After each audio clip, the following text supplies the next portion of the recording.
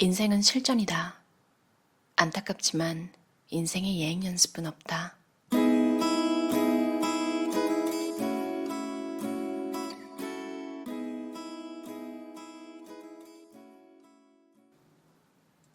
친구를 사귀는 것만큼 정리하는 것도 중요하다. 인생은 운칠기삼이다. 인생의 많은 점이 운에 좌우되지만 이것까지 운이라고 말하면 의외라고 생각하는 사람이 많을 것이다. 바로 친구다. 친구는 대부분 운으로 만난다. 내가 1학년 5반에서 8째 줄에 앉은 것은 순전히 운이다.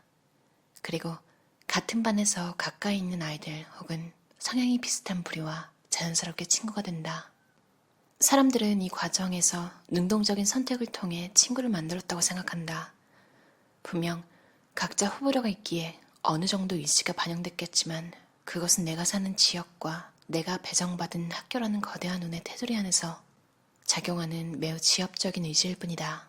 그래서 친구를 잘 사귀는 것보다 더 중요한 것은 잘 정리하는 일이다. 만남은 운에 크게 영향받지만 관계의 정리는 철저하게 우리 자신의 의지로 선택할 수 있기 때문이다. 성인이 되면 고유의 가치관과 목표가 생긴다. 나이가 들면서 학창시절 친구들과 크게 싸우는 일을 주변에서 어렵지 않게 볼 수 있다. 섭섭한 일이지만 결국 정리해야 하는 친구 1순위는 내 가치관을 존중하지 않는 친구이다. 가치관은 삶의 기준이며 정체성의 중심축이다. 그런 친구의 가치관을 무시하고 부정한다면 사실상 친구가 아니라 적에 가깝다. 똑같은 가치관을 소유할 필요는 없다. 하지만 최소한 친구라면 다른 친구가 가진 삶의 기준을 존중해야만 한다. 존중 없는 관계는 반드시 끊어지기 마련이다. 친구는 가족 다음으로 가까운 관계일 것이다. 어떤 친구는 가족 이상으로 가까울 수도 있다. 그만큼 중요한 사람이기 때문에 더더욱 무작정 사귀면 안 된다. 특히 가까운 친구에 대해서는 더 냉정하게 생각해 볼 필요가 있다. 혹자는 이런 의견이 너무 이해타산적이라고 말할 것이다. 만약에 친구가 나만 존중해 주기를 바란다면 분명히 맞는 말이다. 하지만 관계는 언제나 쌍방향 소통이다. 내가 친구를 냉정하게 보는 만큼 나 자신도 냉정하게 봐야 한다. 나는 친구에게 어떤 존재이고 친구의 꿈과 목표를 정확히 알고 있으며 그것을 존중하고 있는지, 더 나아가 진짜 친구로서 응원하고 있는지 진지하게 생각해 봐야 한다. 그렇게 친구라는 관계에 대해 1cm만큼 더 깊게 파고 들어가는 고민을 해본다면 친구 그리고 자신에 대해 더 제대로 이해하게 되고 더 깊은 우정을 쌓을 수 있다고 확신한다. 영화 구리런팅에는 천재 주인공 윌과 그의 절친한 친구가 나온다. 윌은 뛰어난 두뇌를 가졌지만 싸움과 냉소에 빠진 채 방황하고 있었다. 그런 윌에게 친구는 이렇게 말한다. 넌 내 친구니까 이런 말 한다고 오해하지 마. 20년 후에도 노무자로 여기 살면서 우리 집에 와서 비디오나 때리고 있으면 널 죽여버릴 거야. 장난 아니야. 정말 없애버릴 거야. 넌 우리한테 없는 재능을 가졌어. 난 50이 돼도 육체노동을 하고 있을 거야. 그건 아무래도 좋아. 하지만 넌 지금 당첨될 복권을 깔고 안고서도 너무 겁이 많아 돈으로 못 바꾸고 있는 꼴이잖아. 내게 있는 재주를 가질 수 있다면 난 뭐든 할걸. 여기 친구들도 마찬가지야. 여기서 20년이나 썩어가는 건 우리에 대한 모욕이라고. 시간 낭비는 물론이고. 내 생애 최고의 날이 언젠지 알아? 내가 너희 집 골목에 들어서서 내 집 문을 두드려도 네가 없을 때야. 안녕이란 말도 작별의 말도 없이 내가 떠났을 때라고.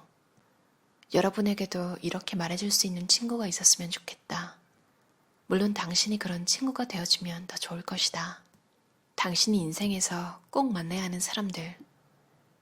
어떤 운명적인 만남은 우리 인생의 방향을 송두리째 바꾸기도 한다. 내 삶의 발자취를 되돌아보면 결정적인 순간에는 항상 사람이 있었다.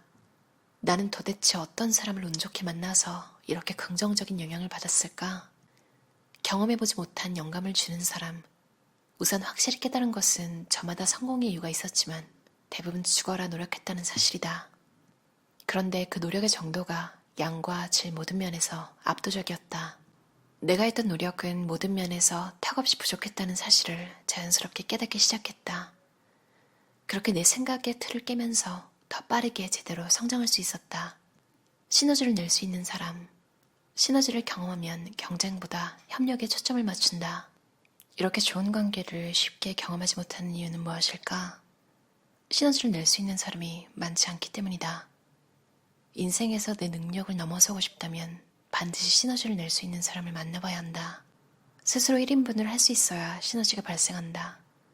이 간단한 사실을 절대 잊지 말자. 모든 것을 다 주고 싶은 사람. 사랑은 인간이 할 수 있는 가장 높은 정서적 활동이라고 생각한다. 주는 기쁨에 익숙해지면 훨씬 주도적인 삶을 살 수 있다. 그렇게 주도적인 상태에서 내 모든 것을 다 주고 싶은 사람을 만났다고 생각해보자. 가장 큰 삶의 원동력을 갖게 된 것이다. 살면서 커다란 빚을 지고 있다고 직접적으로 느낄 만큼 좋은 인연을 많이 맺었다. 그런 훌륭한 분들과의 만남은 인생의 커다란 자산이 되었다. 무언가 연습하고 있더라도 그 시간조차 공짜로 주어진 것이 아니다. 살아있기 때문에 역설적으로 느끼기 어려운 부분이 바로 우리 인생에는 끝이 있고 시간은 1초도 쉬지 않고 계속 흐른다는 점이다. 그래서 정말 중요한 인생의 원칙이 하나 있다. 바로 망하지 않는 것이다. 망하지 않으려면 잘 실패하는 것이 매우 중요하다. 목표를 정하는 것은 철저하게 사고의 영역이다. 생각은 모든 것의 원초적 시작이다. 거대한 결과는 작은 실천의 합으로 이루어지고 그 작은 실천의 원초적 시작은 바로 생각이다. 구체적으로 무엇을 하면 지금보다 1%더 나아질 것인지 따져보면 된다. 제1원칙은 망하지 않는 것이다. 망하지 않으면 시련은 지나갈 것이고 기회는 다시 찾아올 것이다. 그렇게 버틸 수 있다면 태어난 것이 왜 축복인지 깨닫는 순간도 경험할 것이다. 충분히 준비하고 실전에 뛰어들었다면 좋았겠지만 그럴 방법은 없었다. 인생은 실전이고 태어난 순간부터 우리의 인생은 시작되기 때문이다. 나만 힘든 것 같지만 절대 그렇지 않다. 나만 힘든 게 아니라는 사실만 깨달아도 조금은 위로가 될 것이다. 거기서 1cm만 더 나아가서 가끔은 하늘을 보자. 우리는 모두 시궁창에 있지만 몇몇은 별을 바라보고 있다. 오스카 와일드. 끈기를 키우는 시작은 끊기이다. 끈기란 결국 지속 가능한 힘이다. 어떻게 해야 지속 가능성을 얻을 수 있을까? 돌이켜보면 힘든 순간보다 달콤한 유혹 때문에 진짜 해야 할 일을 못하는 경우가 많았다. 그래서 많이 얻고 싶다면 더 많이 포기해야 한다. 이 역설적인 말이 우리 인생의 진리이다. 본능적인 욕구를 끊어내야 내가 원하는 성취를 이루는 지속 가능한 노력의 시간이 늘어나기 때문이다. 너무 추상적인 의지로 모든 것을 극복하려고 하지 말고 애초에 적절한 환경 설정을 통해 우리를 방해하는 요소부터 제거해보자. 그런 결단과 실천이 끈기를 확실하게 키우는 시작이다. 흔히 시작이 반이라는 이야기를 많이 한다. 그럼 시작의 반은 무엇일까? 지속 가능한 환경을 설정하는 것이 바로 시작의 반이다. 목표 달성이 100%라면 환경 설정이 25%나 차지하는 것이다. 어떻게 잘할 것인지 고민하기에 앞서 무엇이 우리를 방해할 것인가에 관한 구체적인 고민부터 시작해보자. 실패했을 때를 생생하게 생각하라. 할 수 있는 것과 할 수 없는 것을 구분한다. 생각보다 많은 사람이 끈기가 없다고 생각한다. 하지만 끈기가 없는 것이 아니라 목표 설정을 잘못한 경우가 더 많다. 결국 무언가를 지속하려면 몰입해야 한다. 몰입은 마음먹는다고 되는 것이 아니다.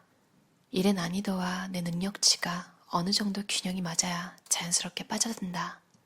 터무니없는 목표를 잡고 조금 시도하다 좌절하면서 끈기가 없다고 하는 것은 메타인지가 매우 떨어지는 행동이다. 일단 내가 할 수 있는 것과 없는 것을 정확하게 구분하기만 해도 몰입할 확률이 높아진다. 몰입하면 자연스럽게 시간이 빨리 가고 그러면 똑같은 일을 해도 더 짧은 시간에 한 것처럼 에너지 소모가 덜하다고 느끼게 된다. 즉, 더 오랜 시간 지속 가능하게 일할 수 있다는 말이다. 벤자민 프랭클린은 기운과 끈기는 모든 것을 이겨낸다고 말했다. 그만큼 끈기는 우리 인생에서 중요한 태도이자 덕목이다. 상담을 통해 만난 사람들 중에는 능력과 가능성이 있는데 끈기가 부족해서 일을 망치는 경우가 의외로 많았다. 어떠셨나요? 상상스퀘어 출판사에서 발간된 신용준, 주원규 저자의 인생은 실전이다라는 책이었어요. 목차만 봐도 흥미로운 내용들이 너무 많아서 안 읽고 넘어갈 수가 없었어요. 잘 살고 싶으신 분들은 꼭 읽어보셨으면 좋겠어요. 모든 챕터를 다 컨텐츠로 만들어도 될 정도로 제목이 흥미로운데요. 제가 목차에서 흥미로운 제목들을 좀 읽어볼게요. 평범하게 사는 게 정말 어려운 이유. 대학의 붕괴를 말하다. 공짜 때문에 망하는 사람의 3가지 특징. 내가 일주일에 80시간 이상 일하는 이유. 친구를 사귀는 것만큼 정리하는 것도 중요하다. 30살이란 무엇인가. 가짜 행복에 속고 있는 우리들. 젊어서 고생은 절대 하지 말아라. 평생 재수없게 사는 사람들의 3가지 특징. 뛰어난 사수의 결정적 특징. 멋지게 나이 든 사람들의 3가지 공통점. 내 인생의 괴로움을 확 줄여준 단 하나의 결심. 인간관계를 파괴하는 최악의 습관. 목차가 더 많은데 몇 개 안 읽었거든요, 제가. 근데 궁금하지 않나요? 내용이 어떨지? 제목을 정말 잘 짓는 것 같아요. 평생 재수없게 사는 사람들의 3가지 특징을 보면 무엇이 중요한지 모른다. 돈 아까운 줄은 알고 시간 아까운 줄은 모른다. 실수를 반복한다. 예를 들면 첫 만남에서 늦는 사람은 첫인상이 얼마나 중요한지 모르는 사람들이란 거죠. 그리고 우린 누구나 최저임금을 받고 일할 능력이 있기 때문에 지금 내가 시간을 쓰는 일이 과연 최저시급 이상의 가치가 있는지 고민해봐야 한다고요. 그리고 인생의 성공 여부를 가르는 핵심은 얼마나 실수를 되풀이하지 않는가라고 합니다. 우린 실수를 반복하는 사람을 신뢰하지 않기 때문이라고 해요. 그런 사람들한테는 기회를 안 주게 되잖아요. 그리고 기회는 곧 운이 되기 때문에 실수를 반복하지 않는 게 매우 중요하다고 해요. 그리고 뛰어난 사수의 결정적 특징은 항상 발전하고 성장하는 모습을 보이는 것. 그래야 후배가 미래를 생각할 수 있으니까요. 저도 한국에서 아일랜드 가기 전에 다녔던 회사를 생각해보니까 회사도 되게 안정적이고 40, 50대 그리고 그 이상 분들도 잘 다니고 계셨거든요. 승진을 못해도 월급도 굉장히 많아서 다들 퇴사나 이직을 하지 않았고요. 근데 이 책에 나온 것처럼 저도 그분들을 보면서 여기서 몇십 년 일하면 내 미래가 저분들처럼 되겠구나. 나쁜 건 아닌데 너무 재미가 없다. 이런 생각이 들어서 미련 없이 정리할 수 있었던 것 같아요. 그리고 사실 뭘 몰라서 그럴 수 있었던 것 같아요. 그런 안정적인 삶이 별로 매력적으로 느껴지지 않았어요, 그때는. 솔직히 지난 과거들을 잘했다 못했다고 판단하기 어렵잖아요. 아무튼 그런 선택을 했던 이유가 이 책에서 나온 이유와 일치해서 다시 한번 생각해보게 됐어요. 할 수 있는 자는 행한다. 할 수 없는 자는 가르친다. 라는 조지 버나드 쇼의 말을 곱씹으면서 성장하는 선배가 되자 라고 해요. 그럼 오늘도 들어주셔서 감사합니다. 편안한 밤 보내세요.